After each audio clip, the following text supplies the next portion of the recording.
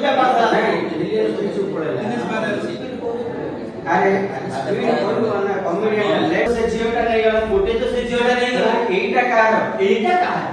ଏ ବାପା ସେଟା ମୋର ସେଇ ଜାଗା ଧରିବେ ସେଇଟା ସେଇଟା କାହିଁକି ଲଗାଉଛନ୍ତି ବାପା ମୋର ହଁ କହୁନ ସିଏ ଆଉ ନ ହୁଏ ତମେ କୁହ ଜାଗା ଧବେ ବାପା ବାପା ପାର୍ସଲଟା ମୁଁ ମଗେଇଛି ପାର୍ସଲଟା ମୁଁ ମଗେଇଛି ହେ କାମ ଦବ ତ କାମ ଦବ ତ ତମର ବି କଣ ସେ ବାଳ ପ୍ରୋବ୍ଲେମ ତମର ବି କଣ ସେଇ ବାଳ ପ୍ରୋବ୍ଲେମ ନାଇଁ କଥା କଣ କି ନାରେ କଥା କଣ କି ଏ ସତରେ ଆବେ ହେ ଆବେ ହେ ମୋର କି ବାଳ ପ୍ରୋବ୍ଲେମ ବେ ମୋର କି ବାଳ ପ୍ରୋବ୍ଲେମ ବେ ନାଇଁ ନାଇଁ କଥା କଣ କି ନାଇଁ ନାଇଁ କଥା କଣ କି ନାଇଁ ନାଇଁ କଥା କଣ କି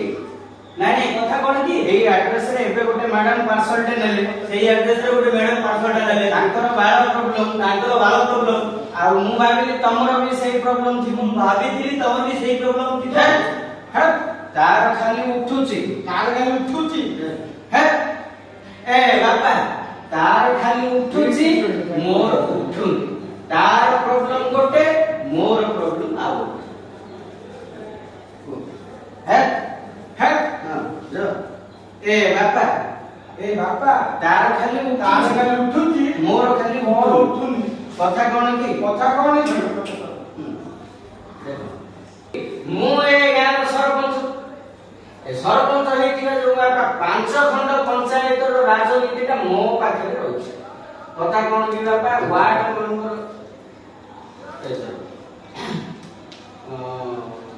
ଆଜ୍ଞା ସେ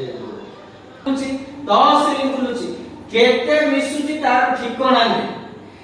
ମିଶି ମିଶି ବାପାରେ ବୁଢା ତ ହେଲେଣି ଖାଲି ନଡିଆ ଖାଇପାରୁ ପାଣି ପିଇକିରି ଶାନ୍ତି କରୁଛି